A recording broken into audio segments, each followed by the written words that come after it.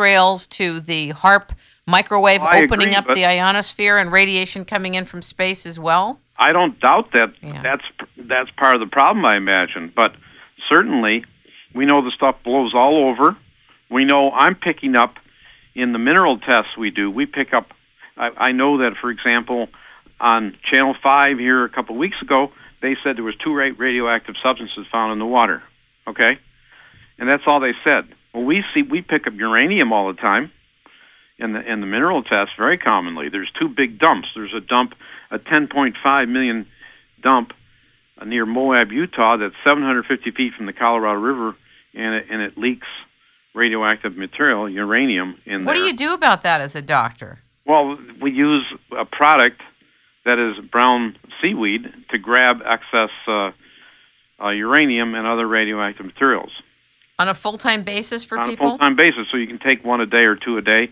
Like, people also have high barium, which is supposedly comes from chemtrails. That's a whole other topic. But anyway, I wanted to get that in, and I'm glad I did. Okay, and so people can go research further by going to websites like RINSE and look up, scroll down on your left and go to chemtrails, or scroll down on your left and go to depleted uranium. Ladies and gentlemen, we are interviewing Dr. James Privitera. He is the author of Silent Clots, and he is in private practice in Covina, and he can be found at www.nutriscreen.com, NUTRISCREEN.com. Or Privitera.com. Or Privitera.com. Or just call my phone number. Anyway. Why don't you give your phone number? It's 626-966-1618.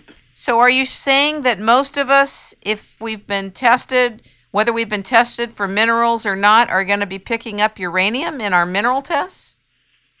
What is your experience as a doctor? A lot of people, yes, we are seeing it commonly.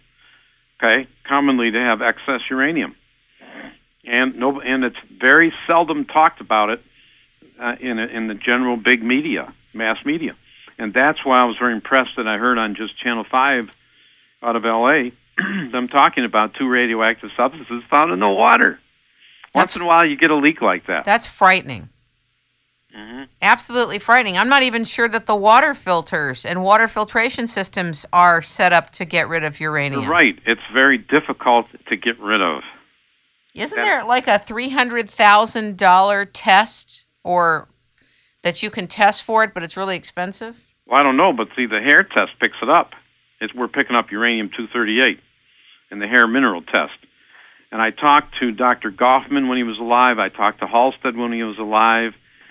And the 3 of us talked about all this and what level on the hair test, and 0.5 part per million was their kind of group opinion at what is significant. But it's a problem. We have it... this chronic exposure, it make long-term. How many people are tired? Well, uranium makes you tired. See, so whether that's a lot of how many people are doing mineral tests? I suppose less than 1% of the population, even let's say 40 and over, are getting tested. And you're doing it by what? Taking clips of a person's hair? Hair and analyzing it for 39 elements, but one of those elements is uranium. Exactly. And how long does it take to get that test back? Usually 2 to 3 weeks, and it's like $2 a mineral, and usually you have to do 39 at once. So the test is $92, at least to one lab we use. So, but it's sure worth it doing every couple of years to see where you are, because it's the only body you got. There were 2 satellites that were blown up in the last 2 years in America that had uranium and plutonium on them. Interesting. And there wasn't much press about it. Right. Well, I'm sure glad you're bringing this to the public. I think one was over Hawaii, and I think the other one was over Texas. And these satellites have toxic substances on them, and when they're blown up, they go into a particulate form, which makes it difficult to get out of the air. Okay. So what can we do right now regarding all of this radiation and depleted uranium and not so depleted uranium? Well, just what you're doing, and I think you're doing an excellent job at it, Kim, is oppose and expose. So, and to treat ourselves, we can all take a little bit of. Well, I have a particular product in mind, which I don't know if you want to put on the air, but it's a brown seaweed that's very effective. Is it malathion? No, it's modifilin is the name of it. Spell it. Difilin. Spell it again. Modifilin. It's just a trade name of a product that is brown seaweed that they used this kind of a product over in Chernobyl to grab uranium. So I would take one of that every day. But the key thing, the public needs to get tested. So get tested. Take advantage of cheap technology. Get a mineral test. You can get live blood examination. Bowel toxemia testing. These tests are. This is all in my book too. You can get these tests on a regular basis. You can go to my website and go from there. But that's certainly what the public needs to do, is oppose and expose, and also keep yourself healthy, because in order to fight for all these things, we have to feel good and think straight to fight for all these positive, healthy situations of basically less pollution. This is all, worldwide pollution. Of course, mercury is one of the biggest pollutants, and people are going around with a lot of mercury in their mouths. They're eating a lot of big fish. One of the actors named Pevin, he had mercury poisoning, and they didn't believe him, and it was so high he was eating tuna sushi, I guess, or any big fish sushi anyway, on a regular basis, and he had so much mercury in his body that he couldn't concentrate to do his play that he did in New York. And that's good that it comes out once in a while. And so we need to take advantage of those people who are well known by the public and use that as a rallying point of what we need to do to clean up the situation. Of course, the problem is the emerging countries like China and India and we're doing it too. We burn coal and it releases mercury and lead into the atmosphere. I didn't know that the burning of coal released mercury. Oh, yes.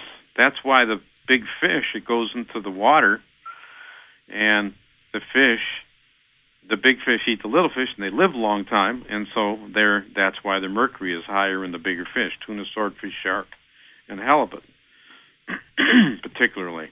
Thank God it hasn't hit salmon.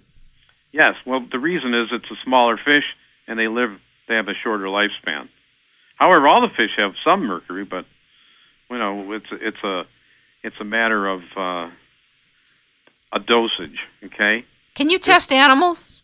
Pardon? Can you test animals' hair for? Of course you can. So the difference between a